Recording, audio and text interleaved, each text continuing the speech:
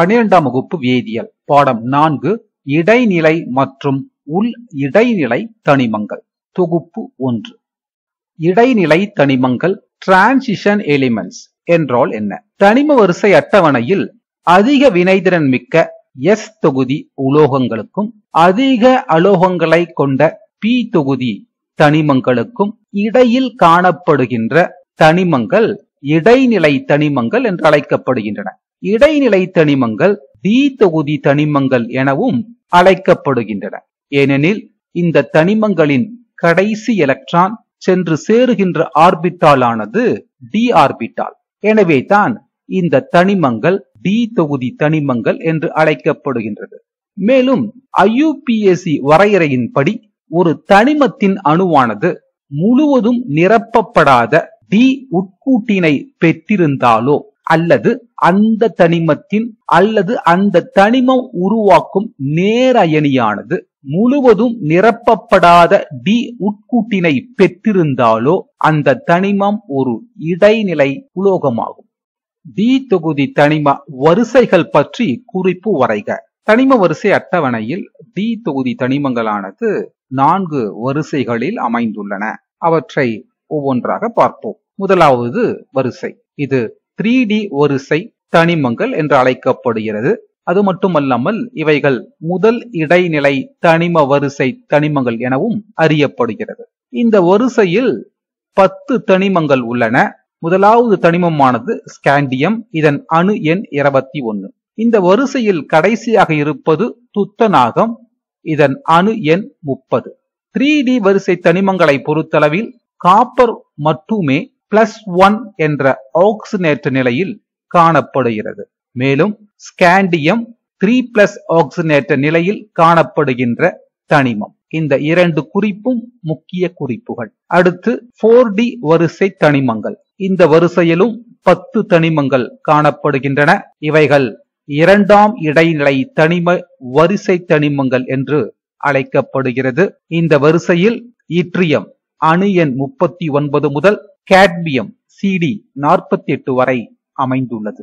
அனைத்து தனிமங்களிலும் அதிக மின் கடத்தும் திறனை பெற்றுள்ள தனிமம் வெள்ளி ஆகும். 5வது 5D வரிசை தனிமங்கள். இந்த வரிசையிலும் 10 தனிமங்கள் காணப்படுகின்றன. இவைகள் 3ஆம் இடைநிலை தனிம வரிசை தனிமங்கள் எனவும் அழைக்கப்படுகிறது. இந்த வரிசையில் முதலில் லாந்தனம் என்ற தனிமம் அமைந்துள்ளது. இதனுடைய அணு எண் 57. இதைத் தொடர்ந்து ஆஃப்னியம் முதல் மெர்க்குரி வரை உள்ள தனிமங்களானது 5D வரிசை தனிமங்கள் என்று அழைக்கப்படுகின்றன. இந்த வரிசை தனிமங்களை பொறுத்தளவில் அணு எண் 80 Hg. மெர்க்குரியானது திரவ நிலையில் காணப்படுகின்ற ஒரு தனிமமாகும். இடைநிலை தனிமங்களில் கடைசி வரிசையானது 6D வரிசை தனிமங்கள். இது 4ஆம் இடைநிலை தனிம வரிசை தனிமங்கள் என்று அழைக்கப்படுகின்றன. இந்த வரிசையிலும் 10 தனிமங்கள் காணப்படுகின்றது. முதலாவது தனிமம் ஆக்டினியம், அணு எண் 89 Ac. இதைத் தொடர்ந்து ரூதர்போர்டியம் முதல் கோப்ரன்சியம் வரை உள்ள தனிமங்களும் இடைநிலை தனிமங்களாக அமைகின்றன. இந்த வரிசையில் உள்ள அனைத்து தனிமங்களும் கதிரியக்க தன்மை வாய்ந்த தனிமங்கள் என்ற குறிப்பை நினைவில் கொள்ள வேண்டும். மேலும் ஆக்டினியத்தை தவிர்த்து பிற தனிமங்கள் செயற்கை தொகுப்பு முறையிலேயே, அதாவது சிந்தட்டிக் மெத்தட்ல தயாரிக்கப்படுகின்றன என்ற குறிப்பையும் நினைவில் கொள்ள வேண்டும். ஆக இடைநிலை தனிமங்கள் 4 வரிசைகளில் அமைந்துள்ளன. அவை 3D, 4D, 5D மற்றும் 6D. ஒவ்வொரு வரிசையிலும் 10 தனிமங்கள் காணப்படுகின்றன. இடைநிலை தனிமங்களின் பொதுவான எலக்ட்ரான் அமைப்பு. 3D வரிசை தனிமங்களின் பொதுவான எலக்ட்ரான் அமைப்பு. ஆஃபார் தத்துவத்தின்படி தனிமங்களினுடைய ஆற்றல் மட்டங்களில் உள்ள ஆர்பிட்டால்களில் எலக்ட்ரான்கள் நிரப்பப்படுகின்றது என்பது நமக்கு தெரியும். தனிமங்களின் அணுக்கரு முதலாவது ஆற்றல் மட்டத்தில் 2 எலக்ட்ரான்களும், 2வது ஆற்றல் மட்டத்தில் 8 எலக்ட்ரான்களும், 3வது ஆற்றல் மட்டத்தில் 8 எலக்ட்ரான்களும் ஆக 18 எலக்ட்ரான்கள் அதிக நிலைப்புத்தன்மை உடைய மந்தவாயுவான ஆர்கானின் எலக்ட்ரான் அமைப்பு.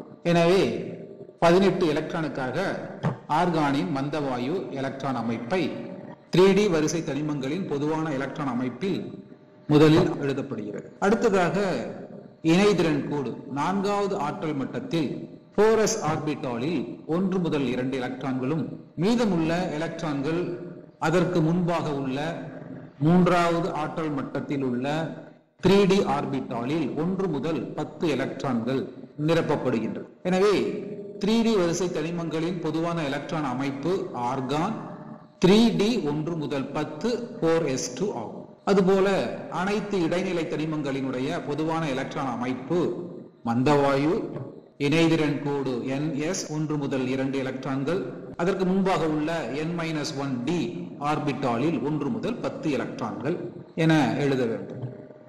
குரோமியம் மற்றும் காப்பரின் எலக்ட்ரான் அமைப்புகளை தருக.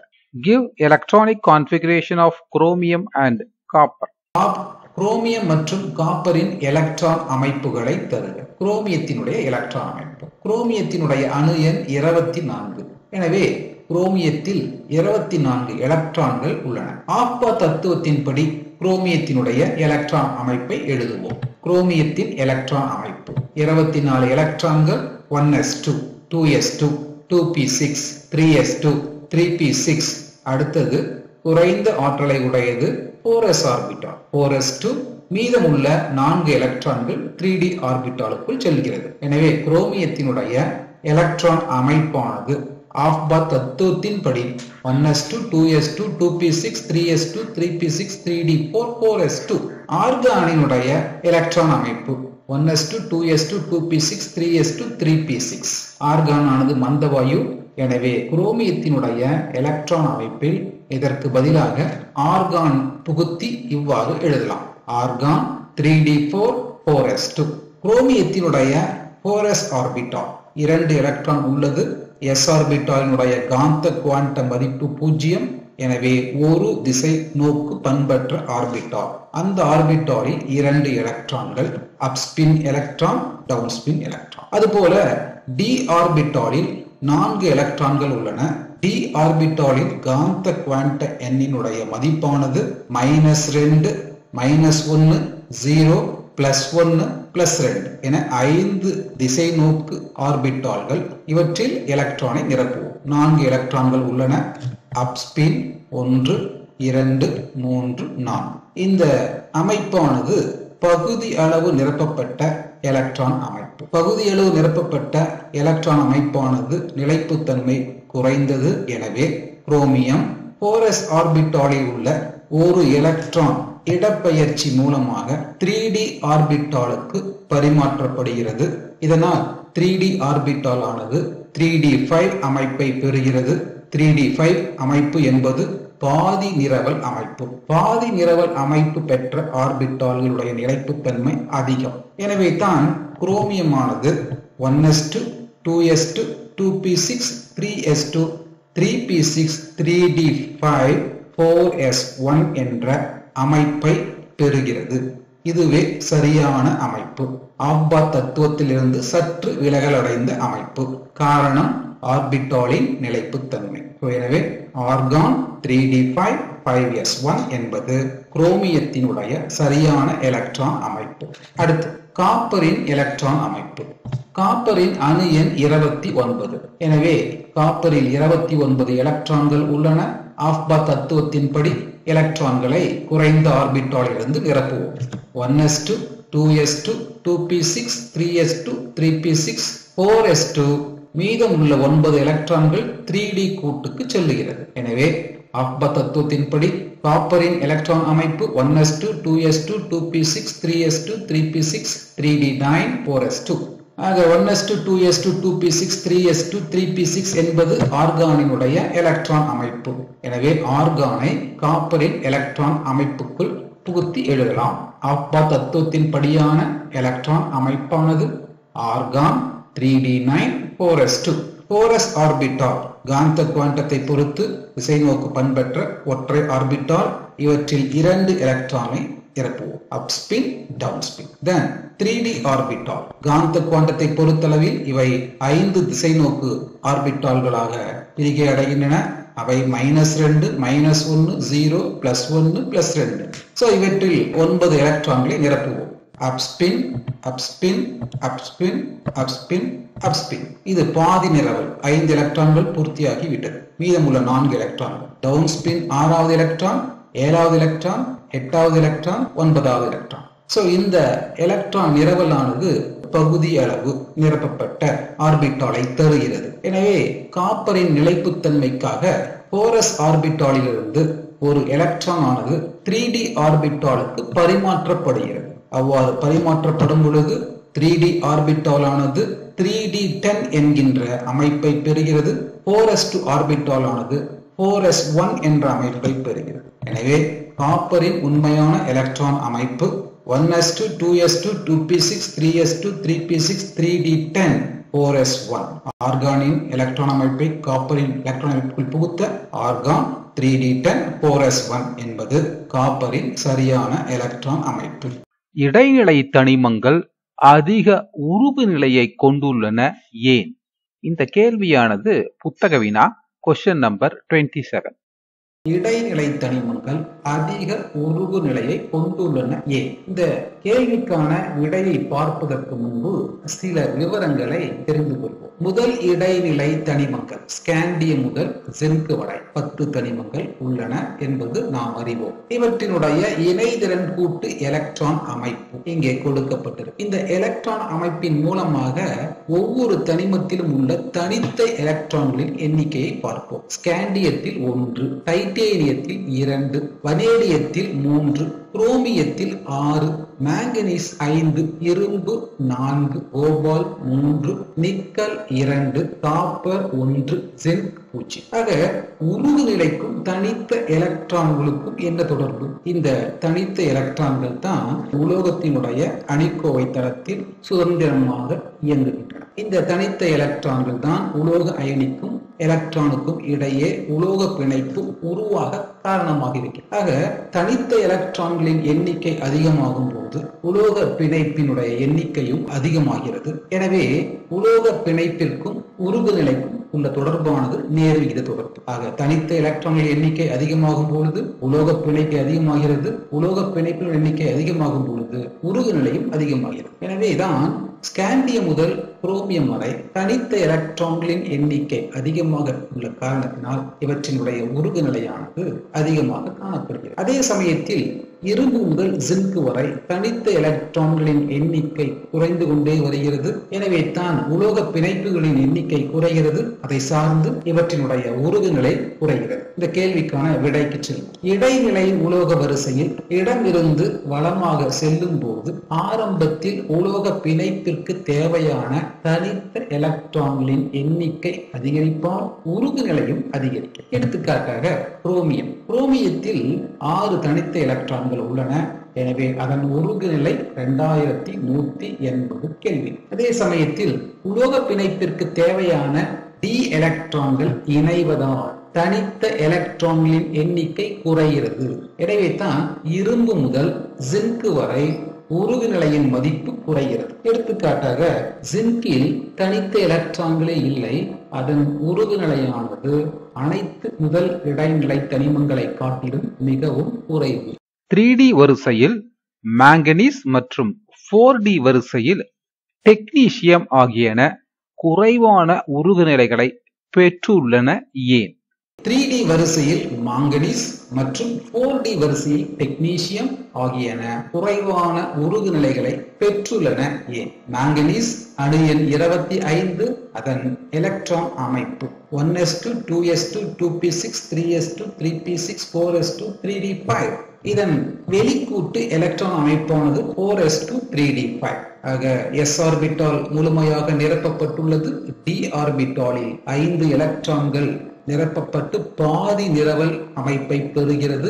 ஆகவே மாங்கனீஸ் அதிக நிலைப்புத்தன்மையுடைய ஒரு இணைதிறன் கூட்டை கொண்டுள்ளது. இந்த இணைதிறன் கூட்டில் 5 தனித்த எலக்ட்ரான்கள் காணப்படுகின்றன. அதுபோல டெக்னீசியத்தின் அணு எண் 43 எனவே இதன் எலக்ட்ரான் அமைப்பு கிரிப்டான் 5s2 4d5. இவற்றினுடைய s ஆர்பிட்டாலும் முழுமையாக நிரப்பப்பட்டுள்ளன. 4d ஆர்பிட்டால் பாதி நிரவல் எலக்ட்ரான் அமைப்பை பெற்று நிலைப்புத்தன்மையுடன் காணப்படுகிறது. இந்த தனிமத்தில் உள்ள தனித்த எலக்ட்ரான் எண்ணிக்கை 5. ஆக தனித்த எலக்ட்ரான்களின் எண்ணிக்கை அதிகமாக உள்ள போது உலோக பிணைப்பு எண்ணிக்கை அதிகமாக காணப்படும். அதனால் உருகுநிலை அதிகமாகத்தான் இருக்க வேண்டும். ஆனால் இவற்றினுடைய உருகுநிலை குறைந்துள்ளது ஏன் காரணம்? எடுத்துக்காட்டாக மாங்கனீஸ் உடைய அணுக்கரு அதன் இணைதிறன் கூட்டில் உள்ள 3d ஆர்பிட்டாலில் 5 தனித்த எலக்ட்ரான்கள் உள்ளன. இந்த 5 தனித்த எலக்ட்ரான்களும் மாங்கனீசுவின் அணுக்கருவுடன் வலுவாக பிணைக்கப்பட்டுள்ளது. இந்த 5 தனித்த எலக்ட்ரான்களும் கிடைப்பதில்லை. ஆகவே தான் அதுபோல டெக்னீசியத்தில் உள்ள 4d5 ஆர்பிட்டாலில் உள்ள 5 எலக்ட்ரான்களும் டெக்னீசியத்தின் அணுக்கருவுடன் வலுவாக பிணைக்கப்பட்டுள்ளது. அந்த தனித்த 5 எலக்ட்ரான்களும் உலோக பிணைப்பை உருவாக்க கிடைப்பதில்லை. எனவே தான் மாங்கனீஸ் மற்றும் டெக்னீசியத்தினுடைய உருகுநிலை குறைவாக காணப்படுகிறது. 3d வரிசையில் மாங்கனீஸ் மற்றும் 4d வரிசையில் டெக்னீசியம் இணைதிறன் கூட்டில் உள்ள d5 தனித்த எலக்ட்ரான்கள் அணுக்கருவுடன் வலுவாக பிணைக்கப்பட்டுள்ளது. அதாவது அணுக்களுக்கு இடையே உலோக பிணைப்பை உருவாக்க கிடைப்பதில்லை. எனவே மாங்கனீஸ் மற்றும் டெக்னீசியம் ஆகியன குறைவான உருகுநிலையை பெற்றுள்ளன. ஆக இந்த வீடியோவிலே இடைநிலை தனிமங்கள் அதிக உருகுநிலை பெற்றுள்ளதற்கான காரணத்தையும் மாங்கனீஸ் மற்றும் டெக்னீசியம் குறைவான உருகுநிலையை பெற்றுள்ளதற்கான காரணத்தையும் புரிந்து கொண்டிருப்பீர்கள் என நம்புகிறேன். அயனியாக்கும் ஆற்றல் பகுதியிலிருந்து ஒரு கணக்கை பார்ப்போம். நிக்கல் 4+ மற்றும் பிளாட்டினம் 4+ ஆகியனவற்றின் அயனியாக்கும் ஆற்றல் மதிப்புகளிலிருந்து அவைகளின் நிலைப்புத்தன்மையினை ஒப்பிடுக. அயனியாக்கும் ஆற்றல் நிக்கல் பிளாட்டினம். முதலாம் அயனியாக்கும் ஆற்றலின் போது ஒரு எலக்ட்ரான் நீக்கப்படுகிறது. இரண்டாம் அயனியாக்கும் ஆற்றல் இரண்டாவது எலக்ட்ரான் நீக்கப்படுகிறது. மூன்றாம் அயனியாக்கும் ஆற்றலின் போது மூன்றாவது எலக்ட்ரான் நீக்கப்படுகிறது. அதுபோல நான்காம் அயனியாக்கும் ஆற்றலின் போது நான்காவது எலக்ட்ரான் நீக்கப்படுகிறது. ஒவ்வொரு எலக்ட்ரான் நீக்கத்தின் போதும் தேவைப்படுகின்ற எலக்ட்ரான்கள் நிக்கலுக்கும் பிளாட்டினத்துக்கும் அட்டவணைப்படுத்தப்பட்டுள்ளது. இந்த அயனியாக்கும் ஆற்றல் மதிப்புகளிலிருந்து நிக்கல் 4+ மற்றும் பிளாட்டினம் 4+ நிலைப்புத்தன்மையினை ஒப்பிடுவோம். நிக்கலில் இருந்து 4 எலக்ட்ரான்களை நீக்கி நிக்கல் 4+ ஆக மாற்ற தேவைப்படும் மொத்த அயனியாக்கும் ஆற்றல் is equal to 737 plus 1753 plus 3395 plus 5297. இந்த மதிப்புகளை கூட்ட 11182. அயனியாக்கும் ஆற்றலின் அலகானது கிலோ ஜூல் மோல் இன்வர்ஸ். ஆக ஒரு மோல் நிக்கல் 4 எலக்ட்ரான்களை நீக்கி நிக்கல் 4+ ஆக மாற்ற 11182 கிலோ ஜூல் மோல் இன்வர்ஸ் அளவிற்கு ஆற்றல் தேவைப்படுகிறது. அதே வேளையில் ஒரு மோல் பிளாட்டினத்தில் இருந்து 4 எலக்ட்ரான்களை நீக்கி பிளாட்டினம் 4+ ஆக மாற்ற தேவைப்படும் மொத்த அயனியாக்கும் ஆற்றல் 864 பிளஸ் 1791 பிளஸ் 2800 பிளஸ் 4150. இவற்றை கூட்ட 9605 கிலோ ஜூல் மோல் இன்வர்ஸ் கிடைக்கிறது. இந்த இரண்டு அயனியாக்கும் ஆற்றலின் மதிப்புகளை ஒப்பிடும் பொழுது பிளாட்டினம் 4+ ஆக மாற்ற குறைந்த அயனியாக்கும் ஆற்றல் தேவைப்படுகிறது. எனவே Pt4+A நிக்கல் 4+ஐ விட அதிக நிலைப்புத்தன்மை உடையது. ஆக அயனியாக்கும் ஆற்றல் குறைவியனில் நிலைப்புத்தன்மை அதிகம் என்ற கூற்றை நினைவில் கொள்ள வேண்டும். டி வரிசை தனிமங்கள் மாறுபடும் ஆக்சிஜனேற்ற நிலைகளை பெற்றிருப்பது ஏன்? முக்கியமான கேள்வி. டி வரிசை தனிமங்கள் மாறுபடும் ஆக்சிஜனேற்ற நிலைகளை பெற்றிருப்பது ஏன்? இந்த கேள்விக்குள் செல்வதற்கு முன்பாக மாறுபடும் ஆக்சிஜனேற்ற நிலைனா என்னன்னு நாம் தெரிஞ்சுக்கணும். ஒரு சில தனிமங்கள் ஒன்றுக்கும் மேற்பட்ட ஆக்சிஜனேற்ற நிலைகளை கொண்டிருக்கும். ஆக ஒன்றுக்கும் மேற்பட்ட ஆக்சிஜனேற்ற நிலைகளைத்தான் மாறுபடும் ஆக்சிஜனேற்ற நிலைகள். தனிமத்தினுடைய அணுக்கரு, மந்தவாயுவின் எலக்ட்ரான் அமைப்பு, இணைதிறன் குழு, இக்கூட்டில் NS ஆர்பிட்டாலில் 1 முதல் 2 எலக்ட்ரான்கள், அதற்கு முன்பாக உள்ள N-1 D ஆர்பிட்டாலில் 1 முதல் 10 எலக்ட்ரான்கள். இதுதான் இடைநிலை தனிமங்களுடைய எலக்ட்ரான் அமைப்பு. ns ஆர்பிட்டாலுக்கும் n-1d ஆர்பிட்டாலுக்கும் இடையே உள்ள ஆற்றல் வேறுபாடானது மிக குறைவு. அது மட்டுமல்லாமல் n-1d மற்றும் ns ஆர்பிட்டால்களில் இருந்து எலக்ட்ரான்கள் இழப்பதன் மூலமாகத்தான் இடைநிலை தனிமங்கள் மாறுபட்ட ஆக்சிஜனேற்ற நிலைகளில் காணப்படுகிறது. எடுத்துக்காட்டாக முதலாவது இடைநிலை வரிசையில் மாங்கனீசு, இது 2 முதல் 7 எலக்ட்ரான்களை இழப்பதன் மூலமாக Mn2+ முதல் Mn7+ வரையிலான 6 ஆக்சிஜனேற்ற நிலைகளை கொண்டுள்ளது. எனவே இடைநிலை தனிமங்கள் மாறுபட்ட ஆக்சிஜனேற்ற நிலைகளை கொண்டிருப்பதற்கான காரணம் n-1d மற்றும் ns ஆர்பிட்டாலுக்கு இடையே உள்ள ஆற்றல் வேறுபாடு குறைவு, n-1d எலக்ட்ரான்கள் மற்றும் ns எலக்ட்ரான்கள் இழப்பதன் மூலமாகத்தான் இத்தனிமங்கள் மாறுபட்ட ஆக்சிஜனேற்ற நிலைகளை பெறுகின்றன. இந்த வீடியோவிலே இடைநிலை தனிமங்களின் பொதுவான எலக்ட்ரான் அமைப்பையும் டி தொகுதி தனிமங்கள் மாறுபட்ட ஆக்சிஜனேற்ற நிலைகளில் காணப்படுவது ஏன் என்பதை பற்றியும் தெளிவாக புரிந்து கொண்டிருப்பீர்கள் என நம்புகின்றேன். டி தொகுதி தனிமங்களின் ஆக்சிஜனேற்ற நிலை பற்றிய சில குறிப்புகள். டி தொகுதி தனிமங்களில் 3D வரிசை தனிமங்களில் ஸ்காண்டியமானது +3 ஆக்சிஜனேற்ற நிலையில் மட்டுமே காணப்படுகிறது. அதே நேரத்தில் மாங்கனீஸ் அதிகபட்சமாக +7 என்ற ஆக்சிஜனேற்ற நிலையை வெளிப்படுத்துகிறது. 3D வரிசையில் காப்பர் மட்டுமே +1 ஆக்சிஜனேற்ற நிலையில் காணப்படுகின்ற தனிமம். 4D வரிசையில் ருத்தீனியமானது அதிகபட்சமாக +8 என்ற ஆக்சிஜனேற்ற நிலையில் காணப்படுகின்றது.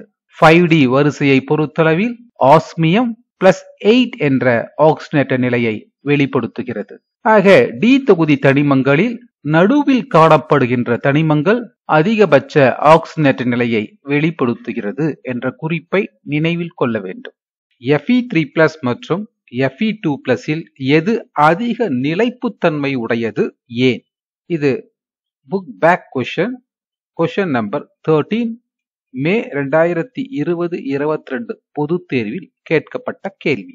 Fe3+ மற்றும் Fe2+ இல் எது அதிக நிலைப்புத்தன்மை உடையது ஏன்? இரும்பினுடைய அணு எண் 26 எனில் இரும்பில் 26 எலக்ட்ரான்கள் உள்ளன. எனவே இரும்பினுடைய எலக்ட்ரான் அமைப்பானது 1s2, 2s2, 2p6, 3s2, 3p6, 3d6, 4s2. இந்த எலக்ட்ரான் அமைப்பில் முதல் 18 எலக்ட்ரானுக்கு பதிலாக ஆர்கான் புகுத்தி எழுத ஆர்கான் 3d6, 4s2. இதில் 3d6, 4s2 என்பது இரும்பினுடைய இணைதிறன் கூடு. இந்த இணைதிறன் கூட்டிலிருந்து எலக்ட்ரான் இழப்பதன் மூலமாகத்தான் Fe3+ம் Fe2+ம் உருவாகிறது. Fe3+, Fe2+.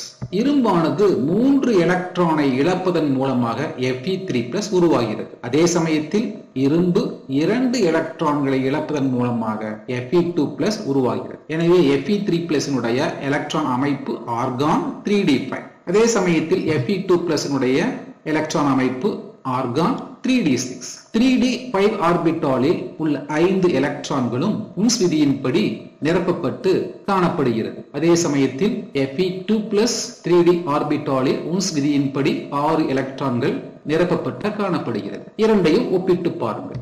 இது பாதி நிரம்பிய எலக்ட்ரான் அமைப்பு. அதே சமயத்தில் இது பகுதி நிரம்பிய எலக்ட்ரான் அமைப்பு. 11ஆம் வகுப்பிலே நாம் படித்திருக்கின்றோம். முழுவதும் நிரப்பப்பட்ட ஆர்பிட்டால் அதிக நிலைப்புத்தன்மை உடையது என்றும், அதைவிட சற்று குறைவாக சரிபாதி அளவு நிரப்பப்பட்ட ஆர்பிட்டாலுடைய நிலைப்புத்தன்மை காணப்படும் என்றும், அதைவிட குறைவாக பகுதி அளவு நிரப்பப்பட்ட ஆர்பிட்டால்கள் நிலைப்புத்தன்மை காணப்படும் என்றும் படித்திருக்கின்றோம். ஆக இந்த இரண்டினுடைய எலக்ட்ரான் அமைப்பை ஒப்பிடும் பொழுது Fe3+ பாதி நிரம்பிய எலக்ட்ரான் அமைப்பை பெற்றுள்ளது.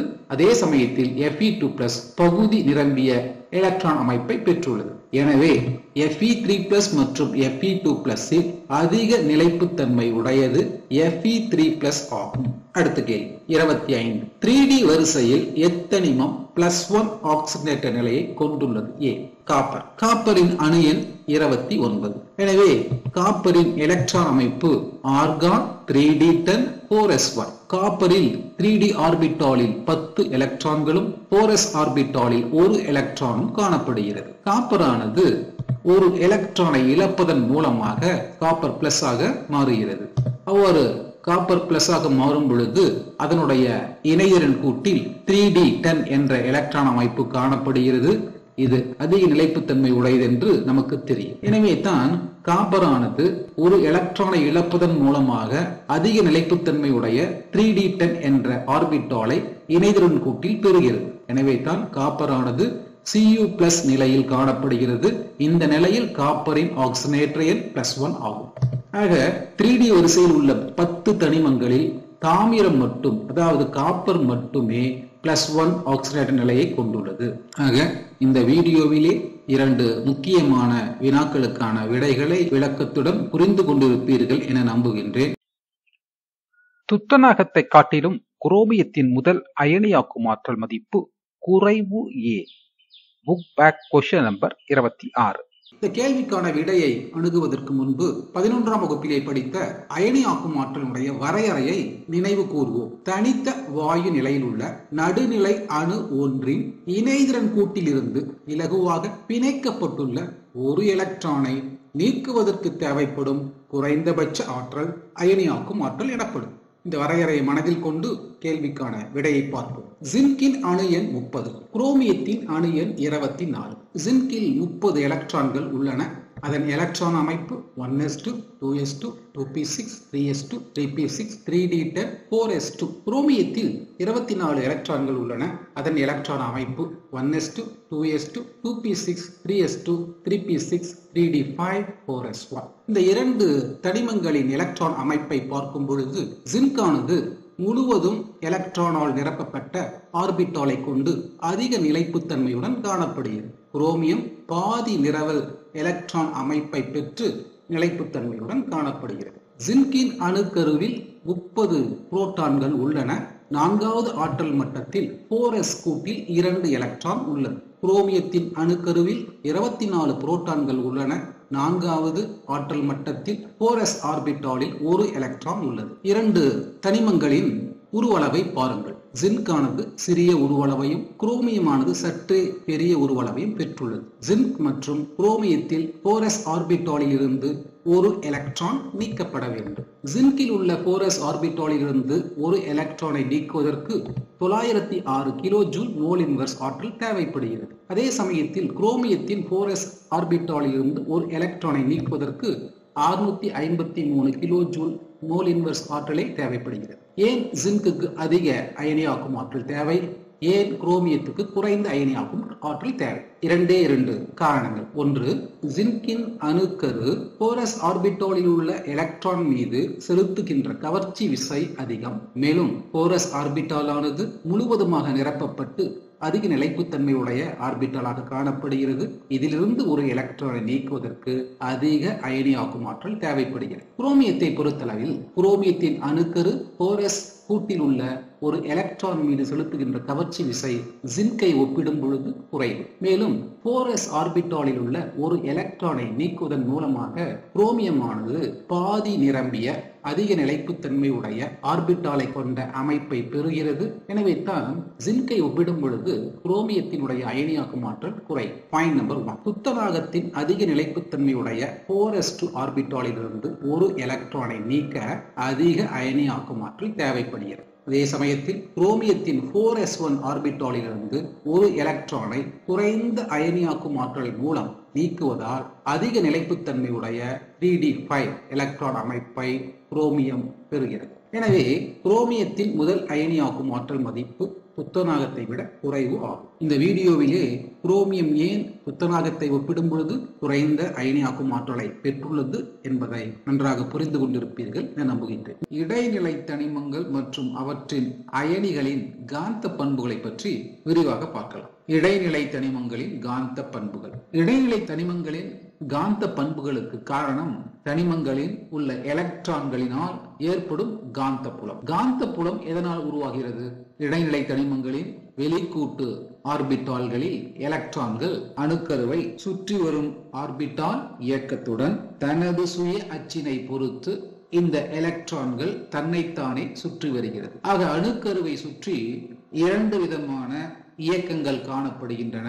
இந்த 2 சுழற்சியின் காரணமாக சிறிய காந்த புலம் உருவாகிறது. அந்த காந்த புலத்தினுடைய தன்மையை பொறுத்து இடைநிலை தனிமங்கள் வகைப்படுத்தப்படுகின்றன. அவைகள் டயாகாந்த பொருட்கள், பாராகாந்த பொருட்கள், ஃபெர்ரோகாந்த பொருட்கள் மற்றும் எதிர் ஃபெர்ரோகாந்த பொருட்கள். இந்த காந்த பண்புகளை ஒவ்வொன்றாக பார்ப்போம். டயாகாந்த பொருட்கள் இடைநிலை தனிமங்கள் அல்லது அதனுடைய அயனிகளின் வெளிக்கூட்டு ஆர்பிட்டால்களில் காணப்படுகின்ற அனைத்து எலக்ட்ரான்களும் இரட்டைகளாக அல்லது ஜோடி எலக்ட்ரான்களாக காணப்பட்டால் அந்த தனிமங்கள் அல்லது அயனிகள் டயாகாந்த பொருட்கள் ஆகும். டயாகாந்த பொருட்கள் காந்த இரு முனைகள் எதனையும் பெற்றிருப்பதில்லை. அதே சமயத்தில் இந்த பொருட்களை புற காந்த புலத்தில் வைக்கும் பொழுது அவைகள் விளக்கமடைகின்றன. டயாகாந்த பொருட்களுக்கான எடுத்துக்காட்டுகள் Cu+ மற்றும் ஜின். பாராகாந்த பொருட்கள் இடைநிலை தனிமங்கள் அல்லது அயனிகளின் ஆர்பிட்டால்களில் தனித்த அல்லது இணையாகாத எலக்ட்ரான்களால் அந்த தனிமங்கள் அல்லது அயனிகளானது பாராகாந்த தன்மையை பெறுகின்றது. பாராகாந்த தன்மை பெற்றிருக்கக்கூடிய அந்த பொருட்கள் காந்த இருமுனைகளை கொண்டுள்ளன. ஒவ்வொரு காந்த இருமுனைகளும் ஒன்றிடமிருந்து ஒன்று தனித்திருக்குமாறு அமைந்துள்ளன.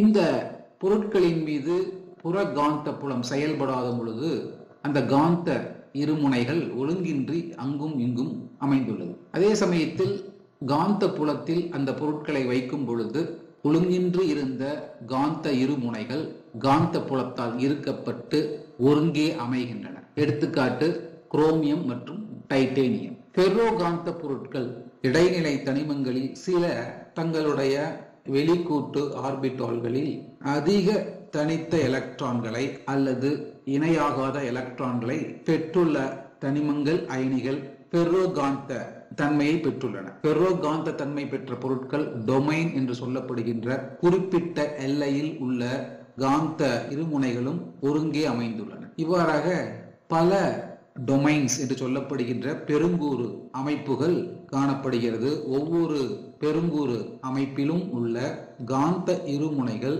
வெவ்வேறு திசைகளில் ஒருங்கே அமைந்துள்ளன. இந்த பெருங்கூறு அமைப்புகள் காந்த புலத்தில் வைக்கும் பொழுது அனைத்து காந்த இருமுனைகளும் காந்த புலத்தால் ஒருங்கமைக்கப்படுகிறது. ஃபெர்ரோகாந்த பொருட்களுக்கான எடுத்துக்காட்டு இரும்பு, கோபால்ட் மற்றும் நிக்கல். அடுத்த கேள்வி, இடைநிலை உலோகங்களின் அல்லது அயனிகளின் காந்த திருப்புத்திறனுக்கான வாய்ப்பாட்டை வருவி. காந்த திருப்புத்திறனுடைய மதிப்பை கொண்டு இடைநிலை உலோகங்கள் டயாகாந்த தன்மை உடையவையா, பாராகாந்த தன்மை உடையவையா, ஃபெர்ரோகாந்த தன்மை உடையவையா என்பதை கண்டறிய இயலும். அணுக்கருவை சுற்றி இணைதிறன் கூட்டில் உள்ள எலக்ட்ரான்கள் தன்னச்சில் சுழல்வதோடு ஆர்பிட்டாலை பொறுத்தும் சுழலுகின்றது என்று நாம் அறிந்தோம். சுழற்சி மற்றும் காந்த திருப்புத்திறன் வாய்ப்பாட்டிலிருந்து வருவிக்கலாம். ஆக இந்த 2 வகையான சுழற்சிகளில் எலக்ட்ரானின் சுழற்சியை பொறுத்து காந்த திருப்புத்திறனானது வருவிக்கப்படுகிறது.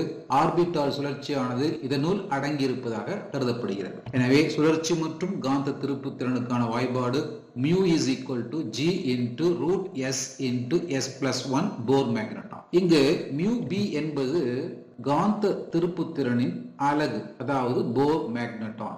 S என்பது தனித்த அல்லது இணையாகாத எலக்ட்ரான்களின் தற்சுழற்சி குவாண்டம் எண்களின் கூடுதல். G என்பது ஒரு ஃபேக்டர், அதாவது அணுவின் காந்த திருப்புத்திறன் கோண உந்தத்தை வகைப்படுத்தும் பரிமாணமற்ற ஒரு அளவு. எலக்ட்ரானுக்கான G ஃபேக்டர் ஆனது 2. இடைநிலை தனிமங்கள் அல்லது அயனிகளின் இணைதிறன் கூட்டில் உள்ள தனித்த எலக்ட்ரான்களின் எண்ணிக்கையை n என கொள்வோம். அதாவது n தனித்த இணையாகாத எலக்ட்ரானை கொண்டுள்ள ஒரு அயனிக்கு அல்லது தனிமத்திற்கு S மதிப்பானது S is equal to n/2.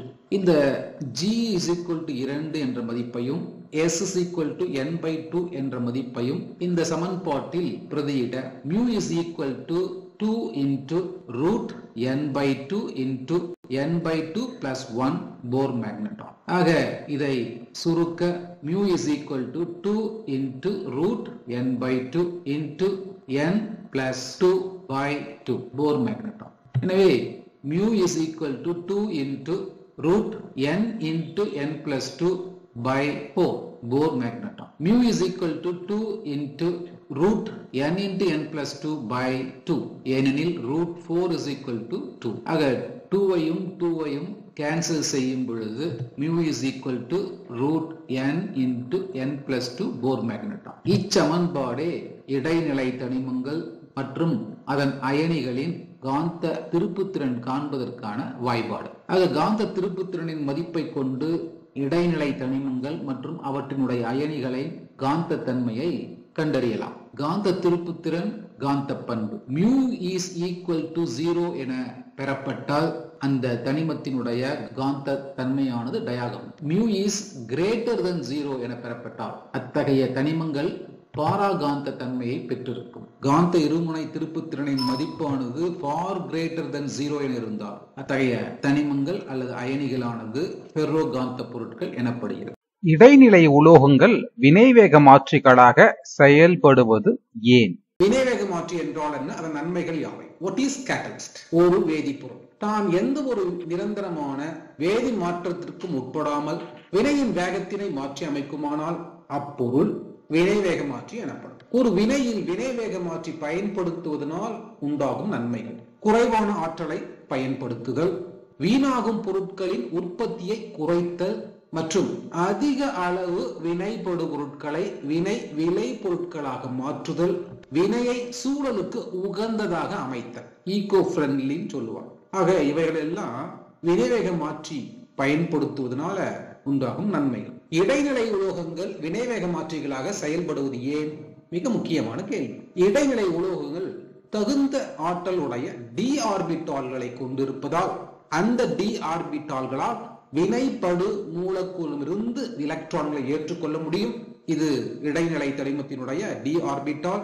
இவைகளில் தனித்த எலக்ட்ரான்கள் இருக்கும், காலி ஆர்பிட்டால்களும் இருக்கும். ஆக வினைப்படு மூலக்கூறுகளில் இருந்து எலக்ட்ரான்களை ஏற்றுக்கொள்ள முடியும். அல்லது வினைவேக மாற்றியானது வினைப்படு மூலக்கூறுகளுடன் தங்களிடம் உள்ள டி எலக்ட்ரான்களை பயன்படுத்தி பிணைப்புகளை உருவாக்க இயலும். மேலும் இடைநிலை உலோகங்கள் மாறுபடும் ஆக்சிஜனேற்ற நிலையை கொண்டுள்ளது என்பதையும் நாம் அறிவோம். ஆக அந்த மாறுபடும் ஆக்சிஜனேற்ற நிலையை பயன்படுத்தியும் இடைநிலை உலோகங்கள் வினைகளிலே வினைவேக மாற்றிகளாக செயல்படுகின்றன. ஆக இடைநிலை உலோகங்கள் வினைவேக மாற்றிகளாக செயல்படுவதற்கான காரணங்கள் இடைநிலை தனிமங்களின் வெற்று டி ஆர்பிட்டால்கள் அல்லது டி ஆர்பிட்டால்களில் உள்ள தனித்த எலக்ட்ரான்கள் அல்லது அவற்றினுடைய மாறுபடும் ஆக்சைடு நிலை ஆகிய பண்புகளால் இடைநிலை உலோகங்கள் வினைவேக மாற்றிகளாக செயல்படுகின்றன. எடுத்துக்காட்டு 1. நிக்கல் முன்னிலையில் அல்கீன்களின் ஹைட்ரஜனேற்ற வினை. ஈத்தீனானது நிக்கல் வினைவேக மாற்றி முன்னிலையில் ஹைட்ரஜனுடன் சேர்க்கை வினையில் ஈடுபட்டு ஈத்தேனை தருகிறது. இந்த வினையில் நிக்கல் எவ்வாறு வினைவேக மாற்றியாக செயல்பட்டு வினையை நிகழ்த்துகிறது என்பதை வழிமுறையின் மூலம் பார்ப்போம். நிக்கல் முன்னிலையில் அல்கீன்களின் ஹைட்ரஜனேற்ற வினை. இந்த வினையில் நிக்கல் ஆனது வினைவேக மாற்றி. அதன் எலக்ட்ரான் அமைப்பு ஆர்கான் 3d8,4s2. இதன் டி ஆர்பிட்டால் 2 தனித்த எலக்ட்ரான்களை பெற்று காணப்படுகிறது. நிக்கலினுடைய புறப்பரப்பில் பல கிளர்வு மையங்கள் உள்ளன. இந்த கிளர்வு மையங்களை நோக்கி வினைப்படு பொருள்களான ஹைட்ரஜனும் அல்கீனும் நகருகிறது. முதலில் ஹைட்ரஜன் மூலக்கூறில் உள்ள சிக்மா பிணைப்பிலவுற்று ஹைட்ரஜன் நிக்கலின் டி ஆர்பிட்டாலில் உள்ள தனித்த எலக்ட்ரானுடன் பகுதி பிணைப்பை ஏற்படுத்தி கொள்ளுகிறது. பின்பு ஆல்கீனில் 2 கார்பனுக்கு இடையே உள்ள பை பிணைப்பு பிளவுற்று நிக்கலின் வெற்று ஆர்பிட்டால்களுடன் பகுதி பிணைப்பை ஏற்படுத்தி கொள்ளுகிறது. ஆக இந்த சேர்மம் தான் கிளர்வு அணைவு என அழைக்கப்படுகிறது. இந்த கிளர்வு அணைவானது சிதைவுற்று, அதாவது கார்பன் நிக்கல் பகுதி பிணைப்பும் ஹைட்ரஜன் நிக்கல் பகுதி பிணைப்பும் முறிந்து கார்பன் ஹைட்ரஜன் சிக்மா பிணைப்பை தோற்றுவிக்கிறது அல்லது கார்பன் ஹைட்ரஜன் சகப்பிணைப்பை தோற்றுவிக்கிறது. இவ்வாறாக மற்றொரு கார்பனும் நிக்கலின் புறப்பரப்பில் இருக்கின்ற பகுதி பிணைப்பை பிளந்து ஹைட்ரஜனுடன் சகப்பிணைப்பை ஏற்படுத்தி ஆல்கேனாக மாறுகிறது. நிக்கலானது இந்த வினையில் வினைவேக மாற்றியாக செயல்பட்டு வினையின் வேகத்தை அதிகரிக்கிறது. எடுத்துக்காட்டு 2. இடைநிலை தனிமங்களின் மாறுபடும் ஆக்சிஜனேற்ற நிலைகள் மூலம் வினைவேக மாற்றியாக செயல்படுகிறது. எடுத்துக்காட்டாக சல்பர் டை ஆக்சைடு ஆனது ஆக்சிஜனேற்றம் அடைந்து சல்பர் ட்ரையாக்சைடாக மாறக்கூடிய வினையில் வனேடியம் பென்டாக்சைடு ஆனது வினைவேக மாற்றியாக செயல்படுகிறது. இந்த வினையில் வனேடியம் பென்டாக்சைடு சல்பர் டை ஆக்சைடுடன் வினை புரிந்து சல்பர் ட்ரையாக்சைடாக ஆக்சிஜனேற்றம் அடைய செய்கிறது. அவ்வாறு ஆக்சிஜனேற்றம் அடையும் பொழுது வனேடியம் பென்டாக்சைடில் வனேடியமானது 5+ ஆக்சிஜனேற்ற நிலையில் காணப்படுகிறது.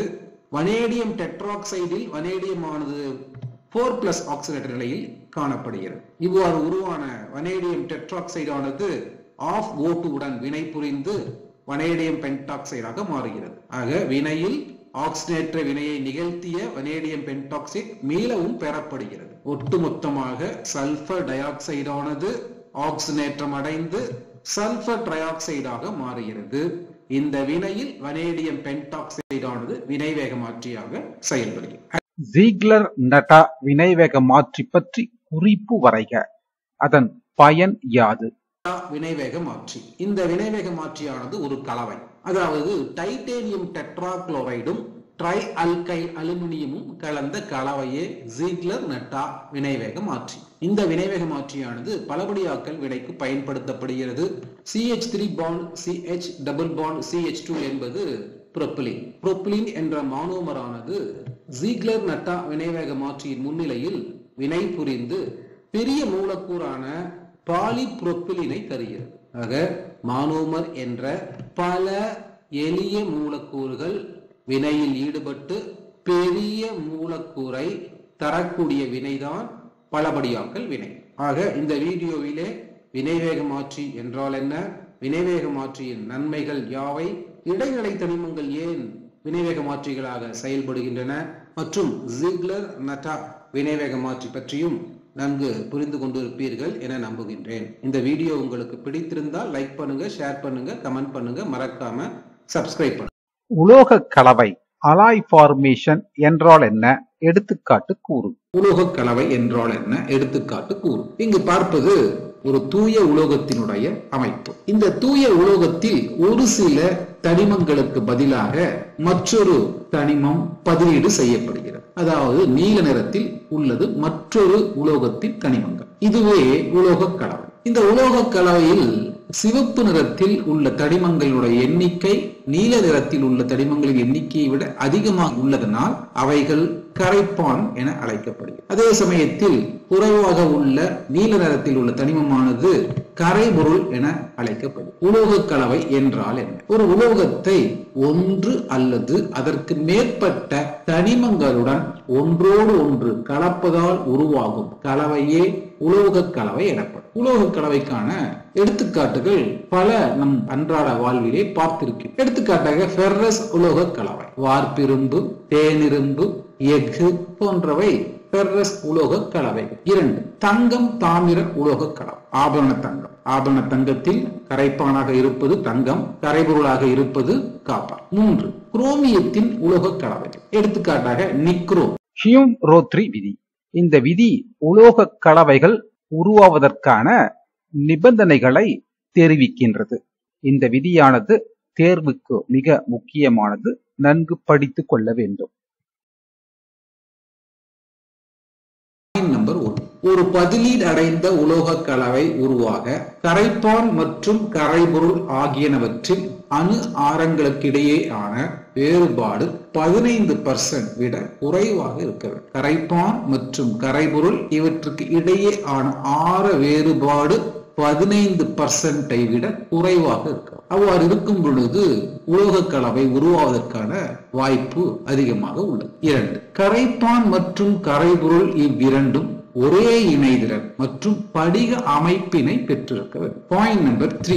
கரைப்பான் மற்றும் கரைபொருள்களின் எலக்ட்ரான் கவர்திற மதிப்பின் வேறுபாடானது 0க்கு அருகாமையில் அமைய வேண்டும். அப்படி என்றால் கரைப்பான் கரைபொருள் இவற்றின் எலக்ட்ரான் கவர்திறன் வேறுபாடு மிக குறைவாக இருக்க வேண்டும் என்று பொருள். ஆக இவைகளே உலோக கலவை உருவாவதற்கான ஹிம்ரோத்ரி விதி ஆகும். எடுத்துக்காட்டாக காப்பர் நிக்கல் உலோக கலவையை பார்ப்போம். தனிமம், படிக அமைப்பு, எலக்ட்ரான் கவர்திறன், ஆரம், நானோமீட்டர்ல இணைதிறன். மேலே உள்ள உலோக கலவையில் உள்ள 2 தனிமங்கள் காப்பர், நிக்கல். காப்பர் மற்றும் நிக்கலுடைய படிக அமைப்பு FCC, முகப்பு மைய கனசதுர அலகுக்கூடு அமைப்பு. 2 தனிமமும் ஒரே மாதிரியான படிக அமைப்பை பெற்றுள்ளது. எலக்ட்ரான் கவர்திறன். நிக்கலின் எலக்ட்ரான் கவர்திறன் 1.9, காப்பரின் எலக்ட்ரான் கவர்திறன் 1.8. இவற்றுக்கு இடையே உள்ள வேறுபாடு 0.1. ஹிம்ரோத்ரி விதி 0க்கு அருகாமையில் அமைய வேண்டும் என்பது. ஆக இதுவும் ஹிம்ரோத்ரி விதியின் அடிப்படையிலேயே காணப்படுகிறது. ஆரம். நிக்கல் அணுவின் ஆரமானது 0.1246 நானோமீட்டர். காப்பரின் அணு ஆரமானது 0.1278 நானோமீட்டர். இவற்றினுடைய ஆர வேறுபாடு 15% விட குறைவாகத்தான் உள்ளது. இணைதிறன். நிக்கலின் இணைதிறன் 2, காப்பரின் இணைதிறன் 2. ஆக ஹிம்ரோத்ரி விதிப்படி நிக்கல் காப்பரானது ஒரு மிக சிறந்த உலோக கலவையாக உள்ளது. இடைசெருகல் சேர்மங்கள் என்றால் என்ன? உதாரணங்கள் தருக. What are interstitial compounds? Give example. இந்த கேள்வியானது செப்டம்பர் 2020 மற்றும் ஆகஸ்ட் 2021 ஆகிய தேர்வுகளில் கேட்கப்பட்டுள்ளது. இங்க பார்க்கிறது உலோக அணுக்கோவை தளம். இந்த உலோக அணுக்கோவை தளத்தில் உலோகத்தினுடைய அணுக்கள் இடம்பெற்றிருக்கின்றது. இந்த அணுக்களுக்கு இடையே வெற்றிடங்கள் காணப்படுகின்றன. இந்த வெற்றிடங்களைத்தான் இடைசெருகல் துளைகள் என அழைக்கப்படுகின்றன. இந்த இடைசெருகல் துளைகளில் சிறிய அணுக்களான ஹைட்ரஜனோ, போரானோ, கார்பனோ அல்லது நைட்ரஜனோ இடம்பெற்று உருவாக்குகின்ற சேர்மங்களே இடைசெருகல் சேர்மங்கள் என்று அழைக்கப்படுகின்றன. ஒரு உலோக அணுக்கோவை தளத்தில் உள்ள இடைசெருகல் துளைகளில் ஹைட்ரஜன், போரான், கார்பன் அல்லது நைட்ரஜன் போன்ற சிறிய அணுக்கள் இடம்பெறுவதால் ஏற்படும் சேர்மங்கள் இடைசெருகல் சேர்மங்கள் என்று அழைக்கப்படுகின்றன. இந்த இடைசெருகல் சேர்மங்களானது இடைசெருகல் உலோக கலவை என்றும் அறியப்படுகிறது. இவைகள் வேதிவினை கூறு விகித அடிப்படையில் அமையாத சேர்மங்கள், அதாவது நான் ஸ்டாய்கியோமெட்ரிக் என்று சொல்லுவார்கள். இந்த இடைசெருகல் சேர்மங்களுக்கான எடுத்துக்காட்டுகள் TiC, titanium carbide, ZrH 1.92, zirconium hydride, Mn4n. இடைசெருகல் சேர்மங்களின் பண்புகள் யாவை? What are the properties of interstitial compounds? இந்த கேள்வியானது ஆகஸ்ட் 2020-21 கேட்கப்பட்டுள்ளது. இடைசெருகல் சேர்மங்களானது அதில் இடம்பெறுகின்ற அணுக்களின் காரணமாக உலோக கலவைக்கு புதிய பண்புகளை பெறுகின்றன. ஒன்று, இவைகள் கடினமானவை, மேலும் வெப்ப மற்றும் மின் கடத்தும் தன்மையை பெற்றுள்ளன. எடுத்துக்காட்டாக உலோக போரேட்ஸ், இது வைரம் போன்ற கடினத்தன்மை கொண்டதாக. பாயிண்ட் நம்பர் 2, இவைகள் அவற்றில் அடங்கியுள்ள தூய உலோகங்களை காட்டிலும் அதிக உருகு நிலையை கொண்டுள்ளன. எடுத்துக்காட்டாக மாங்கனீஸ், இந்த உலோகத்தினுடைய உருகு நிலையானது 1246 டிகிரி சி. அதே சமயத்தில் அதன் அணுக்கோவை வெற்றிடங்களில் நைட்ரஜன் இடம்பெற்று உருவாக்குகின்ற அந்த இடைசெருகல் சேர்மமான Mn4n ஆனது 4892 டிகிரி சி உருகு நிலையை பெற்றுள்ளது. பாயிண்ட் நம்பர் 3, இடைநிலை உலோகங்களின் ஹைட்ரைடுகள் வலிமை மிக்க ஆக்சிஜன் ஒடுக்கிகள், பவர்ஃபுல் ரெடியூசிங் ஏஜென்ட்ஸ். எடுத்துக்காட்டாக கரிம வேதி வினைகளில் பல்லாடியம் ஹைட்ரைடு பயன்பாட்டை நாம் பார்த்திருப்போம். பல்லாடியம் ஹைட்ரைடு PdH 0.5. இந்த இடைசெருகல் சேர்மமானது கரிம ஒடுக்க வினைகளில் பயன்படுத்தப்படுகிறது. பாயிண்ட் நம்பர் 4, உலோக கார்பைடுகள் வேதி மந்த தன்மையை பெற்றுள்ளன, அதாவது கெமிக்கலி இனர்ட் சொல்லுவாங்க. மற்ற கனிமங்கள் சேர்மங்களுடன் அவ்வளவு எளிதாக உலோக கார்பைடுகள் வினை புரிவது இல்லை. எடுத்துக்காட்டாக டைட்டேனியம் கார்பைடு. அடுத்த கேள்வி, பதிலீடு அடைந்த உலோக கலவை மற்றும் இடைசெருகல் சேர்மங்களுக்கு இடையே ஆன வேறுபாடுகள் யாவை? ஆக உலோக கலவைகள் நமது சிலபஸை பொறுத்தளவில் 2ஆக பிரிக்கப்பட்டிருக்கிறது. ஒன்று பதிலீடு அடைந்த உலோக கலவை, மற்றொன்று இடைசெருகல் சேர்மங்கள், அதாவது substitution alloyed and interstitial compound. இந்த வேறுபாடுகளை படித்துக் கொள்ளுங்கள். இடைநிலை தனிமங்கள் அணைவு சேர்மங்களை உருவாக்குவது ஏன்? Why do transition elements form coordination compounds? இடைநிலை தனிமங்கள் அவற்றினுடைய அயனிகளானது சிறிய உருவளவையும் அதிக நேர்மின் அடர்த்தியையும் கொண்டுள்ளன. மேலும் இந்த இடைநிலை தனிமங்களின் அயனிகளின் டி ஆர்பிட்டால் ஆனது குறைந்த ஆற்றல் உடைய காலி ஆர்பிட்டால்களை பெற்றுள்ளன. இவைகள் ஈனி அதாவது லிகாண்ட் என்று சொல்லப்படும் நடுநிலை மூலக்கூறுகள் அல்லது எதிர்மின் அயனிகள் அல்லது நேர்மின் அயனிகளில் உள்ள பிணைப்பில் ஈடுபடாத எலக்ட்ரான் இணையை இடைநிலை தனிமங்களின் அயனிகளின் வெற்று ஆர்பிட்டாலுக்கு வழங்குவதன் மூலமாக ஈதல் சகப்பிணைப்பை ஏற்படுத்தி, அதாவது ஈனிக்கும் இடைநிலை தனிமத்தினுடைய அயனிக்கும் இடையே ஈதல் சகப்பிணைப்பை தோற்றுவித்து அணைவு சேர்மங்களை உருவாக்குகின்றன. இந்த கேள்விக்கான விடையை பார்ப்போம். இடைநிலை தனிம அயனிகள் சிறிய உருவளவையும் அதிக நேர்மின் சுமையையும் கொண்டுள்ளன. Point number 2.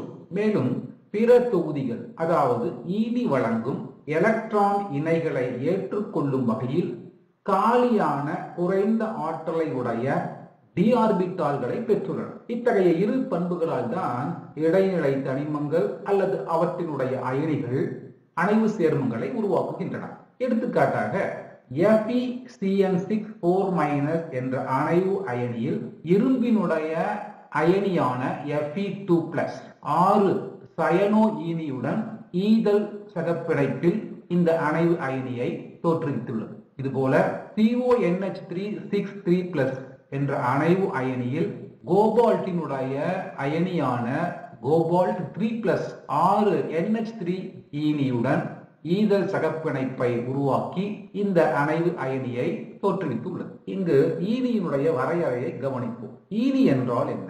ஈனி என்பது தங்களிடம் உள்ள பிணைப்பில் ஈடுபடாத எலக்ட்ரான் இணையை வழங்கக்கூடிய நடுநிலை மூலக்கூறுகள் அல்லது எதிர்மின் அயனிகள் அல்லது நேர்மின் அயனிகளே ஈனிகள். இடைநிலை தனிமங்களின் திட்ட மின்முனை மின்னழுத்த மதிப்புகள் சார்ந்து ஆக்சினேற்ற வினை, ஆக்சிஜன் ஒடுக்க வினை, ஆக்சினேற்ற ஒடுக்க வினை பற்றி பார்ப்போம். மேலும் क्वेश्चन நம்பர் 16, குரோமியம் 2+ ஆனது வலிமையான ஆக்சிஜன் ஒடுக்கி, ஆனால் Mn3+ ஆனது வலிமையான ஆக்சினேற்றி விளக்குக என்பதை பற்றியும் பார்க்கலாம். ஆக்சினேற்ற வினை. What is oxidation reaction? Based on electronic concept. அதாவது எலக்ட்ரானை பொறுத்து ஆக்சினேற்ற வினை எவ்வாறு வரையறுக்கப்படுகிறது என்பதை பார்ப்போம். ஒரு வினையில் எலக்ட்ரானை இழத்தல் என்பது ஆக்சினேற்ற வினை ஆகும். எடுத்துக்காட்டாக Fe2+ ஆனது ஒரு எலக்ட்ரானை இழந்து Fe3+ ஆக மாறக்கூடிய வினையானது ஒரு ஆக்சினேற்ற வினை. ஆக இந்த வினையில் எலக்ட்ரான் ஆனது இழக்கப்படுகிறது. அதே வேளையில் இரும்பினுடைய ஆக்சிஜன் நிலையை கவனிக்கும் பொழுது 2+ நிலையிலிருந்து ஒரு எலக்ட்ரானை இழந்து 3+ ஆக மாறுகிறது.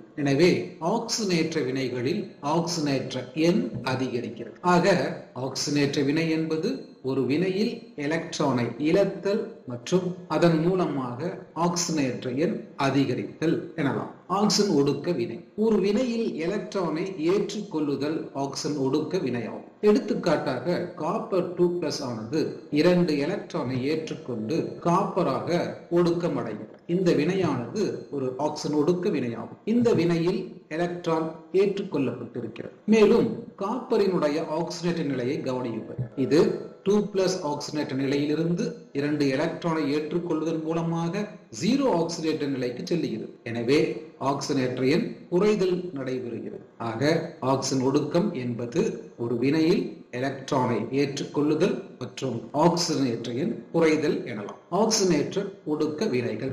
ஆக்சிஜனேற்ற வினைகள் நடைபெறும் போதெல்லாம் உடனே ஒடுக்க வினையும் நடைபெறுகிறது. ஆக ஒரே நேரத்தில் ஆக்சிஜன் ஏற்றமும் ஆக்சிஜன் ஒடுக்கமும் நடைபெறக்கூடிய வினைகளானது ஆக்சிஜன் ஏற்ற ஒடுக்க வினைகளாகும். இவைகள் ரெடாக்ஸ் ரியாக்ஷன்ஸ் என அழைக்கப்படுகின்றன. எடுத்துக்காட்டாக ஜிங்க் சாலிட் ஆனது காப்பர் 2+ aqueous உடன் வினை புரிந்து ஜிங்க் 2+ aqueous-ஐயும் காப்பர் சாலிடையும் தரக்கூடிய வினையை பார்ப்போம். இந்த வினையில் ஆக்சிஜனேற்ற மற்றும் ஆக்சிஜன் ஒடுக்க வினையை பார்ப்போம். ஜிங்க் சாலிட் ஆனது 2 எலக்ட்ரானை இழப்பதன் மூலமாக ஜிங்க் 2+ aqueous ஆக மாறுகிறது. ஆக எலக்ட்ரான் ஆனது இழக்கப்படுகிறது.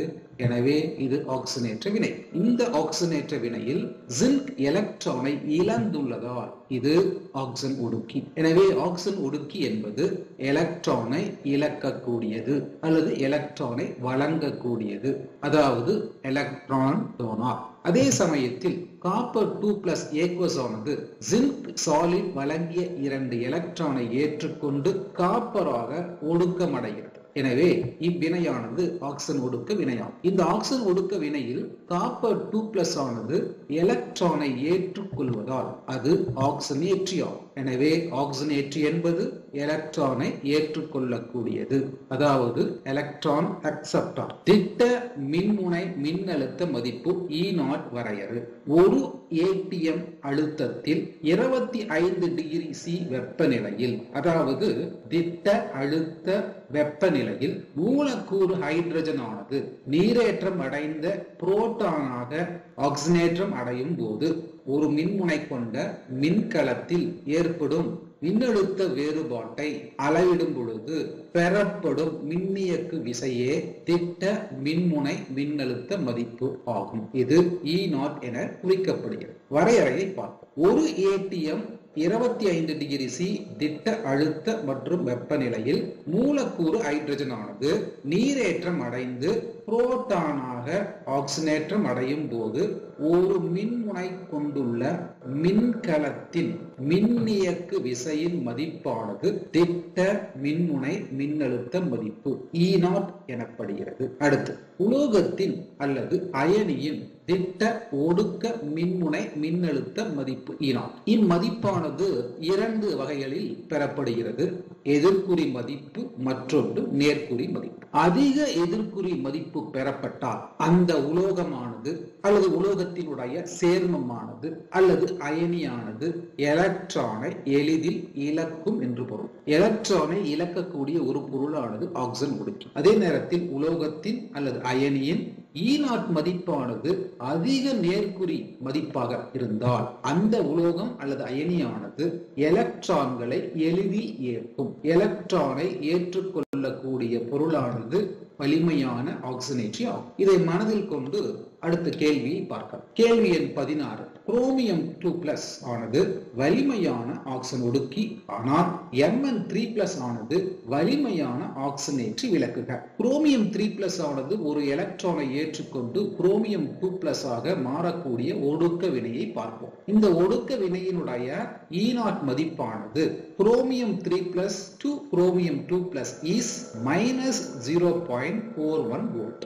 ஆக இந்த வினையில் அதிக எதிர்குறி மதிப்பு பெறப்பட்டதால் குரோமியம் 2+ ஆனது ஒரு எலக்ட்ரானை எளிதில் இழக்கும். அவ்வாறு இழப்பதன் மூலமாக அது குரோமியம் 3+ ஆக மாறும். ஆக குரோமியம் 2+ ஆனது ஒரு வலிமையான ஆக்சிஜன் ஒடுக்கி. அதே நேரத்தில் Mn3+ எலக்ட்ரான் gives Mn2+. இந்த ஒடுக்க வினையின் E0 மதிப்பானது Mn3+ to Mn2+ is equal to +1.51 volt. ஆக இந்த ஒடுக்க வினையானது அதிக நேர்குறி பெற்ற E0 மதிப்பை கொண்டுள்ளதா இந்த வினையில் ஈடுபடும் Mn3+ எளிதாக ஒரு எலக்ட்ரானை ஏற்றுக்கொள்ளுகிறது என்று பொருள். எனவே Mn3+ ஆனது ஒரு வலிமையான ஆக்சிஜனேட். இந்த நேர்குறி ஆனது இந்த வினையினுடைய சாத்தியத்தன்மையை காட்டுகிறது. எனவே தான் Mn3+ ஆனது ஒரு எலக்ட்ரானை எளிதாக ஏற்றுக்கொண்டு ஆக்சிஜனேற்றியாக செயல்படுகிறது. எனவே Mn3+ ஒரு வலிமையான ஆக்சிஜனேற்றி ஆகும். இந்த வீடியோ உங்களுக்கு பிடித்திருந்தால் லைக் பண்ணுங்க, ஷேர் பண்ணுங்க, மறக்காம ஸ்ரீதர்ஸ் ஈஸி கெமிஸ்ட்ரி சேனலை சப்ஸ்கிரைப் பண்ணுங்க. தேங்க்யூ.